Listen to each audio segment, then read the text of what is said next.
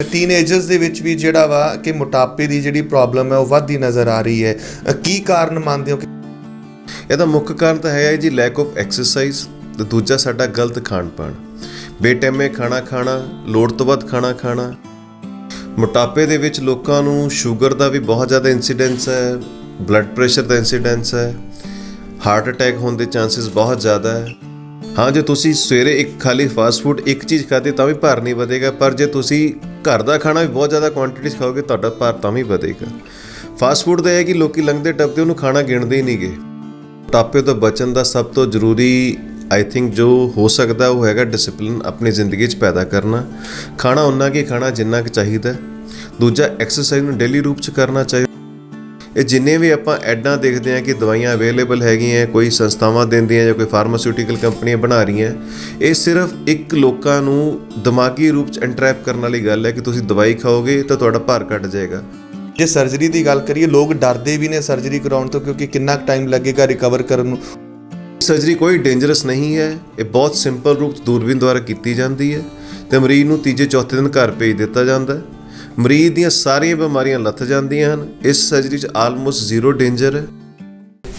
ਸਤਿ ਸ਼੍ਰੀ ਅਕਾਲ, ਲੁਧਿਆਣਾ ਟਾਈਮਸ ਦੇਖ ਰਹੇ ਤਮਾਮ ਦਰਸ਼ਕਾਂ ਦਾ ਸਵਾਗਤ ਹੈ। ਮੈਂ ਅਮਨ ਸਿੰਘ। ਜਿਵੇਂ ਕਿ ਅਸੀਂ ਸਾਰੇ ਜਾਣਦੇ ਹਾਂ, ਸਿਆਣਿਆਂ ਵੱਲੋਂ ਵੀ ਇੱਕ ਗੱਲ ਕਹੀ ਜਾਂਦੀ ਸੀ ਕਿ ਸਿਹਤ ਤੋਂ ਉੱਪਰ ਕੁਝ ਨਹੀਂ।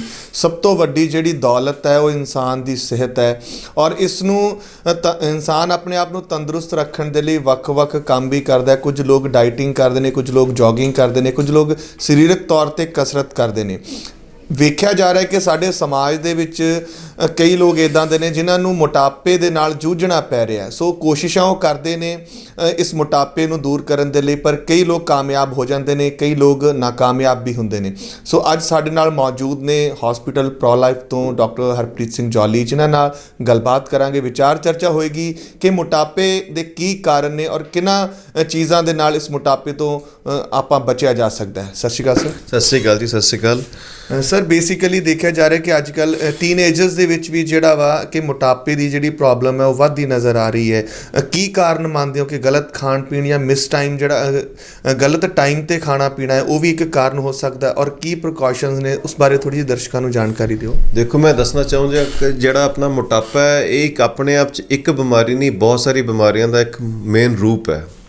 ਮੋਟਾਪੇ ਦੇ ਵਿੱਚ ਲੋਕਾਂ ਨੂੰ ਸ਼ੂਗਰ ਦਾ ਵੀ ਬਹੁਤ ਜ਼ਿਆਦਾ ਇੰਸੀਡੈਂਸ ਹੈ, ਬਲੱਡ ਪ੍ਰੈਸ਼ਰ ਦਾ ਇੰਸੀਡੈਂਸ ਹੈ, ਹਾਰਟ ਅਟੈਕ ਹੋਣ ਦੇ ਚਾਂਸਸ ਬਹੁਤ ਜ਼ਿਆਦਾ ਹੈ, ਅਤੇ ਹੋਰ ਵੈਰੀਕੋਸ ਵੇਨਸ, ਪੈਰਾਂ ਦੀ ਪ੍ਰੋਬਲਮ, ਲੇਡੀਜ਼ 'ਚ ਬਾਝਪਨ, ਇਹ ਸਾਰੀਆਂ ਪ੍ਰੋਬਲਮ ਲੋਕਾਂ ਨੂੰ ਹੋ ਸਕਦੀਆਂ। ਲੋਕਾਂ ਦੀ ਚਰਬੀ ਜ਼ਿਆਦਾ ਹੋ ਸਕਦੀ ਹੈ ਖੂਨ ਦੇ ਵਿੱਚ, ਜਿਹਨੂੰ ਆਪਾਂ ਕਹਿੰਦੇ ਹਾਂ ਕਿ ਲਿਪਿਡ ਬਹੁਤ ਜ਼ਿਆਦਾ ਹੈਗੀ ਹੈ। ਇਹ ਸਾਰੀ ਬਿਮਾਰੀਆਂ ਦੇਖੀਏ ਤਾਂ ਬੰਦੇ ਨੂੰ ਬਹੁਤ ਬੁਰੀ ਤਰ੍ਹਾਂ ਬਿਮਾਰ ਕਰ ਸਕਦੀਆਂ।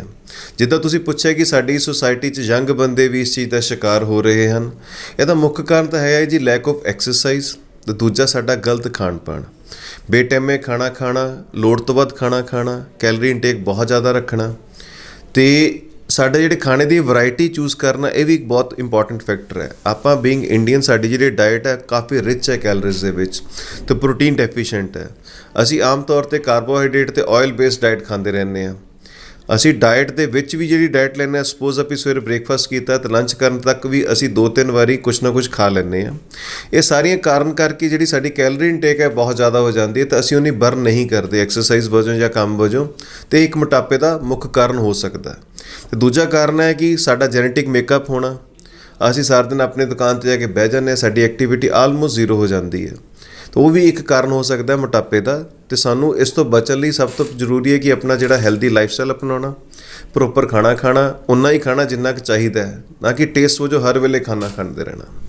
ਸਰ, ਤੁਸੀਂ ਇੱਕ ਗੱਲ ਕੀਤੀ ਕਿ ਐਕਸੈਸ ਦੇ ਵਿੱਚ ਫੂਡ ਖਾਣਾ ਵੀ ਮੋਟਾਪੇ ਦਾ ਜਿਹੜਾ ਕਾਰਨ ਬਣ ਸਕਦਾ। ਉਸ ਤੋਂ ਇਲਾਵਾ ਇੱਕ ਪ੍ਰਚਲਨ ਅੱਜ ਕੱਲ੍ਹ ਵੇਖਿਆ ਜਾਂਦਾ ਕਿ ਜੰਕ ਫੂਡ ਬਹੁਤ ਖਾਂਦੇ ਨੇ, ਖਾਸ ਕਰਕੇ ਟੀਨੇਜਰਸ। ਉਹ ਵੀ ਕਾਰਨ ਹੈ ਕਿ ਉਹ ਮੋਟਾਪੇ ਨੂੰ ਵਧਾਉਂਦਾ, ਜਿੱਦਾਂ ਫਾਸਟ ਫੂਡ ਹੋ ਗਿਆ ਜਾਂ ਹੋਰ ਬਾਹਰ ਦੇ ਜਿਹੜੇ ਖਾਣੇ ਨੇ।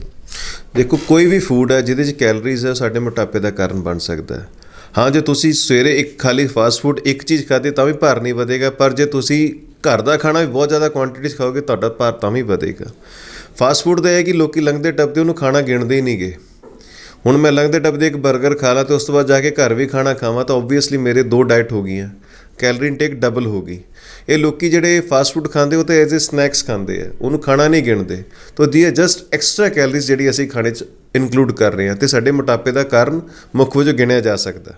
ਸਰ ਪ੍ਰੀਕਾਸ਼ਨਸ ਕੀ ਨੇ, ਕਿਹਨਾਂ ਚੀਜ਼ਾਂ ਦੇ ਜ਼ਰੀਏ ਅਸੀਂ ਇਸ ਮੋਟਾਪੇ ਨੂੰ ਰੋਕ ਸਕਦੇ ਹਾਂ? ਡੇਲੀ ਰੂਟੀਨ ਦੇ ਵਿੱਚ ਕੁਝ ਐਕਸਰਸਾਈਜ਼ ਕਰਨੀਆਂ ਵੀ ਚਾਹੀਦੀਆਂ ਨੇ, ਜਾਂ ਕੁਝ ਲੋਕ ਜਿਮ ਜਾਂਦੇ ਨੇ ਉਹ ਜ਼ਿਆਦਾ ਵਾਜਿਬ ਹੈ? ਉਸ ਬਾਰੇ ਥੋੜ੍ਹਾ ਦਰਸ਼ਕਾਂ ਨੂੰ ਦੱਸਿਓ। ਦੇਖੋ, ਸਭ ਤੋਂ ਜ਼ਰੂਰੀ ਚੀਜ਼ ਹੈ ਡਿਸਪਲਿਨ। ਮੋਟਾਪੇ ਤੋਂ ਬਚਣ ਦਾ ਸਭ ਤੋਂ ਜ਼ਰੂਰੀ ਆਈ ਥਿੰਕ ਜੋ ਹੋ ਸਕਦਾ ਉਹ ਹੈਗਾ ਡਿਸਪਲਿਨ ਆਪਣੀ ਜ਼ਿੰਦਗੀ 'ਚ ਪੈਦਾ ਕਰਨਾ। ਖਾਣਾ ਉਨਾ ਕੀ ਖਾਣਾ ਜਿੰਨਾ ਕੁ ਚਾਹੀਦਾ। ਦੂਜਾ, ਐਕਸਰਸਾਈਜ਼ ਨੂੰ ਡੇਲੀ ਰੂਪ 'ਚ ਕਰਨਾ, ਚਾਹੇ ਉਹ ਜਿਮ 'ਚ ਕਰੋ, ਚਾਹੇ ਤੁਸੀਂ ਮੈਦਾਨ 'ਚ ਕਰੋ, ਚਾਹੇ ਤੁਸੀਂ ਜੋਗਿੰਗ ਕਰੋ, ਤੁਹਾਡੀ ਕੋਈ ਵੀ ਫਿਜ਼ੀਕਲ ਐਕਟੀਵਿਟੀ ਪਰਮਿਟਡ ਹੈ। ਉਹ ਇਹ ਨਹੀਂ ਕਿ ਤੁਸੀਂ ਕਰਨਾ ਕਿ ਮੈਂ ਜਿਮ ਜਾ ਕੇ ਪਤਲਾ ਹੋ ਸਕਦਾ, ਇਹ ਬਿਲਕੁਲ ਰੋਂਗ ਧਾਰਨਾ। ਤੁਸੀਂ ਕੋਈ ਵੀ ਐਕਟੀਵਿਟੀ ਜਿੱਦੇ ਤੁਸੀਂ ਡੀਸੈਂਟ ਜਿਹੀ ਐਕਟੀਵਿਟੀ ਕਰ ਸਕਦੇ ਹੋਵੋ, ਪਰ ਉਹਨੂੰ ਡੇਲੀ ਕਰੋ। ਡੇਲੀ ਕਰਨਾ ਤੁਹਾਡੀ ਡਿਸਪਲਿਨ ਪੈਦਾ ਹੋਏਗਾ ਅਤੇ ਤੁਹਾਡੀ ਬਾਡੀ ਆਪਣਾ ਤਾਲਮੇਲ ਬਰਾਬਰ ਰੱਖ ਸਕੇਗੀ। ਪਰ ਲੋਕ ਸੀਜ਼ਨਲੀ ਜਿਮਿੰਗ ਕਰਦੇ ਆ, ਅੱਜ ਜੁਆਇਨ ਕੀਤਾ, 2 ਦਿਨ ਗਏ ਨਹੀਂ, ਫਿਰ ਹਫਤਾ ਛੁੱਟੀਆਂ ਕਰ ਲਈਆਂ, ਫਿਰ ਮਨਾਲੀ ਚਲੇ ਗਏ, ਫਿਰ ਕੁਛ ਕਰ ਲਿਆ। ਉਹ ਕਰਦੇ ਕਿ ਤੁਹਾਡੀ ਜ਼ਿੰਦਗੀ ਡਿਸਪਲਿਨ ਪੈਦਾ ਹੀ ਨਹੀਂ ਹੋ ਸਕਦਾ। ਅਤੇ ਪਤਲੇ ਹੋਣ ਦੀ ਪ੍ਰੋਪਰ ਡਿਸਪਲਿਨ ਰੂਪ 'ਚ ਖਾਣਾ ਖਾਣਾ ਅਤੇ ਡਿਸਪਲਿਨ ਰੂਪ 'ਚ ਐਕਸਰਸਾਈਜ਼ ਕਰਨਾ ਹੀ ਤੁਹਾਨੂੰ ਮੋਟਾਪੇ ਤੋਂ ਬਚਾ ਸਕਦਾ। ਸਰ ਵੇਖਿਆ ਜਾਂਦਾ ਕਿ ਕੁਝ ਲੋਕ ਦੇਸੀ ਤਰੀਕਿਆਂ ਦੇ ਨਾਲ ਇਸ ਮੋਟਾਪੇ ਨੂੰ ਦੂਰ ਕਰਨ ਦੀ ਕੋਸ਼ਿਸ਼ ਕਰਦੇ ਨੇ, ਕੁਝ ਲੋਕ ਦਵਾਈਆਂ ਲੈਂਦੇ ਨੇ, ਔਰ ਉਸ ਤੋਂ ਬਾਅਦ ਕਈ ਲੋਕ ਇੱਦਾਂ ਦੇ ਵੀ ਨੇ ਜਿਹੜੇ ਸਰਜਰੀ ਦੇ ਜ਼ਰੀਏ ਇਸ ਮੋਟਾਪੇ ਦੀ ਬਿਮਾਰੀ ਨੂੰ ਦੂਰ ਕਰਦੇ ਨੇ। ਤੁਹਾਡੇ ਮੁਤਾਬਕ ਜ਼ਿਆਦਾ ਬੈਨੀਫੀਸ਼ੀਅਲ ਕਿਸ ਚੀਜ਼ ਦੇ ਨਾਲ ਹੈ? ਕਿਉਂਕਿ ਜੇ ਸਰਜਰੀ ਦੀ ਗੱਲ ਕਰੀਏ, ਲੋਕ ਡਰਦੇ ਵੀ ਨੇ ਸਰਜਰੀ ਕਰਾਉਣ ਤੋਂ, ਕਿਉਂਕਿ ਕਿੰਨਾ ਕੁ ਟਾਈਮ ਲੱਗੇਗਾ ਰਿਕਵਰ ਕਰਨ ਨੂੰ। ਉਸ ਬਾਰੇ ਵੀ ਦੱਸੋ ਦਰਸ਼ਕਾਂ ਨੂੰ। ਦੇਖੋ, ਮੋਟਾਪੇ ਤੋਂ ਬਚਣ ਦੇ ਬਹੁਤ ਸਾਰੇ ਢੰਗ ਹੋ ਸਕਦੇ ਆ। ਪਹਿਲਾ ਢੰਗ ਤਾਂ ਹੈ ਕਿ ਜ਼ਿੰਦਗੀ ਨੂੰ ਰੀਅਲਾਈਨ ਕਰਨਾ, ਜ਼ਿੰਦਗੀ ਨੂੰ ਸਮਝਣਾ ਕਿ ਮੈਨੂੰ ਕਿੰਨੀ ਕੁ ਲੋੜ ਆ, ਮੈਂ ਉਨਾ ਕੀ ਖਾਵਾਂ ਅਤੇ ਰੋਜ਼ਾਨਾ ਰੂਪ 'ਚ ਐਕਸਰਸਾਈਜ਼ ਕਰਾਂ। ਅਤੇ ਨੰਬਰ 2 ਹੋ ਸਕਦਾ ਕੁਝ ਸਾਨੂੰ ਥਾਂ ਦੇ ਸੈਂਟਰਾਂ ਤੋਂ ਹੈਲਪ ਮਿਲ ਸਕਦੀ ਹੈ, ਜਿਹੜੇ ਤੁਹਾਨੂੰ ਗਾਈਡ ਕਰ ਸਕਦੇ ਆ ਕਿ ਤੁਸੀਂ ਕਿੱਦਾਂ ਜ਼ਿੰਦਗੀ ਜੀਓ। ਉਹ ਵੀ ਕੁਝ ਹੱਦ ਤੱਕ ਲਾਈਫ ਮੋਡੀਫਿਕੇਸ਼ਨ ਦੇ ਪ੍ਰੋਗਰਾਮ ਕਾਫੀ ਸੰਸਥਾਵਾਂ ਤੁਹਾਨੂੰ ਪ੍ਰੋਵਾਈਡ ਕਰਦੀਆਂ, ਤੁਸੀਂ ਉਹਨਾਂ ਨੂੰ ਵੀ ਯੂਜ਼ ਕਰਕੇ ਆਪਣੇ ਵਜ਼ਨ ਨੂੰ ਕੰਟਰੋਲ ਕਰ ਸਕਦੇ ਹੋ।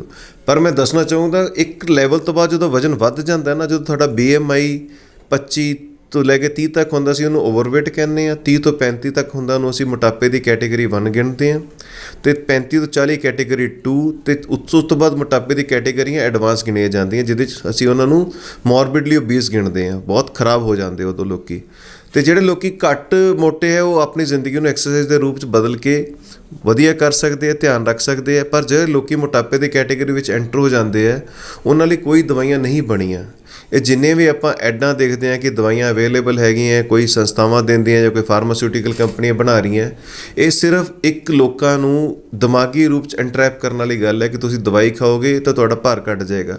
ਓਬਵੀਅਸਲੀ ਕੁਝ ਐਸੀਆਂ ਦਵਾਈਆਂ ਅਵੇਲੇਬਲ ਹੈ ਜਿਹੜੇ ਤੁਹਾਨੂੰ ਭੁੱਖ ਨੂੰ ਮਾਰ ਸਕਦੀਆਂ, ਪਰ ਤੁਸੀਂ ਹਮੇਸ਼ਾ ਭੁੱਖ ਤਾਂ ਨਹੀਂ ਮਾਰ ਸਕਦੇ। ਤੁਸੀਂ ਅੱਜ ਨਹੀਂ ਖਾਓਗੇ, ਕੱਲ੍ਹ ਨਹੀਂ ਖਾਓਗੇ, ਪਰ ਤੀਜੇ ਦਿਨ ਜਦੋਂ ਤੁਸੀਂ ਖਾਓਗੇ, ਤੁਸੀਂ ਟ੍ਰਿਪਲ ਕੁਆਂਟਿਟੀ 'ਚ ਖਾਓਗੇ। ਉਹ ਰਿਬਾਊਂਡ ਇਫੈਕਟ ਕਰਕੇ ਬਲਕਿ ਤੁਹਾਡਾ ਮੋਟਾਪਾ ਵੱਧ ਜਾਏਗਾ। ਤਾਂ ਇਸ ਥਾਂ 'ਤੇ ਮੈਂ ਵੀ ਦੱਸਣਾ ਚਾਹੂੰਗਾ, ਲੋਕ ਡਾਈਟਿੰਗ ਕਰਦੇ ਆ। ਡਾਈਟਿੰਗ ਕਰਨਾ ਲੋਕਾਂ ਦਾ ਭਾਰ ਨਹੀਂ ਘੱਟ ਸਕਦਾ, ਬਿਲਕੁਲ ਰੋਂਗ ਹੈ। ਡਾਈਟਿੰਗ ਕਰਨਾ ਬਲਕਿ ਭਾਰ ਵਧੇਗਾ ਤੁਹਾਡਾ। ਤੁਸੀਂ 2 ਦਿਨ ਭੁੱਖੇ ਰਹਿ ਸਕਦੇ ਹੋ, 3 ਦਿਨ ਭੁੱਖੇ ਰਹਿ ਸਕਦੇ ਹੋ, ਚੌਥੇ ਦਿਨ ਭੁੱਖੇ ਨਹੀਂ ਰਹਿ ਸਕਦੇ। ਅਤੇ ਤੁਸੀਂ ਜਿਸ ਰੂਪ 'ਚ ਰਹਿੰਦੇ ਹੋ, ਜਿਸ ਜਗ੍ਹਾ 'ਤੇ ਰਹਿੰਦੇ ਹੋ, ਜਿਸ ਤਰ੍ਹਾਂ ਦਾ ਖਾਣਾ ਖਾਂਦੇ ਹੋ, ਉਸੇ ਖਾਣੇ ਨੂੰ ਹੀ ਅਪਣਾਓ। ਘੱਟ ਰੂਪ 'ਚ ਖਾਓ, ਡਿਸਿਪਲਿਨ ਰੂਪ 'ਚ ਖਾਓ, ਪਰ ਐਕਸਰਸਾਈਜ਼ ਅਡਾਪਟ ਕਰੋ, ਤਾਂ ਤੁਸੀਂ ਸਹੀ ਰਹਿ ਸਕਦੇ ਹੋ। ਅਤੇ ਬਾਕੀ ਗੱਲ ਕਰੀਏ ਸਰਜਰੀ ਦੀ। ਜੇ ਸਰਜਰੀ ਦੀ ਗੱਲ ਕਰਦੇ ਹਾਂ, ਸਰਜਰੀ ਬਹੁਤ ਐਡਵਾਂਸ ਢੰਗ ਹੈ ਭਾਰ ਘਟਾਉਣ ਦਾ, ਜਿਹਨੂੰ ਅਸੀਂ ਬੈਰੈਟ੍ਰਿਕ ਸਰਜਰੀ ਅਤੇ ਮੈਟਾਬੋਲਿਕ ਸਰਜਰੀ ਵੀ ਕਹਿੰਦੇ ਹਾਂ। ਇਹ ਸਰਜਰੀ ਕੋਈ ਡੇਂਜਰਸ ਨਹੀਂ ਹੈ। ਇਹ ਬਹੁਤ ਸਿੰਪਲ ਰੂਪ 'ਚ ਦੂਰਬੀਨ ਦੁਆਰਾ ਕੀਤੀ ਜਾਂਦੀ ਹੈ ਅਤੇ ਮਰੀਜ਼ ਨੂੰ ਤੀਜੇ ਚੌਥੇ ਦਿਨ ਘਰ ਭੇਜ ਦਿੱਤਾ ਜਾਂਦਾ। ਮਰੀਜ਼ ਦੀਆਂ ਸਾਰੀਆਂ ਬਿਮਾਰੀਆਂ ਲੱਥ ਜਾਂਦੀਆਂ ਹਨ। ਇਸ ਸਰਜਰੀ 'ਚ ਆਲਮੋਸਟ 0 ਡੇਂਜਰ ਹੈ। ਬੰਦੇ ਨੂੰ ਡੇਂਜਰ ਮੋਟਾਪੇ ਦਾ ਹੈ, ਸਰਜਰੀ ਦਾ ਕੋਈ ਡੇਂਜਰ ਨਹੀਂ ਹੈ। ਅਤੇ ਇਸ ਸਰਜਰੀ ਦੇ ਕਰਕੇ ਬੰਦੇ ਨਵੇਂ ਰੂਪ 'ਚ ਜ਼ਿੰਦਗੀ ਨੂੰ ਅਪਣਾ ਸਕਦੇ ਆ, ਨਵਾਂ ਰੂਪ ਪਾ ਸਕਦੇ ਆ, ਜਿਹਦੇ 'ਚ ਉਹਨਾਂ ਦਾ ਭਾਰ ਆਲਮੋਸਟ 100% ਜੋ ਐਕਸਟਰਾ ਵੇਟ ਹੈ ਉਹ ਲਾਇਆ ਜਾ ਸਕਦਾ। ਉਸ ਤੋਂ ਬਾਅਦ ਜਿੰਨੀਆਂ ਬਿਮਾਰੀਆਂ, sugar, blood pressure, heart problem, ਇਹ ਸਾਰੀਆਂ ਦੀ ਸਾਰੀਆਂ ਬਿਮਾਰੀਆਂ ਤੋਂ ਲੋਕਾਂ ਨੂੰ ਨਿਜਾਤ ਮਿਲ ਜਾਂਦੀ ਹੈ। ਲੋਕਾਂ ਦੀਆਂ ਦਵਾਈਆਂ ਛੁੱਟ ਜਾਂਦੀਆਂ ਹਨ। ਲੋਕ ਨਵੀਂ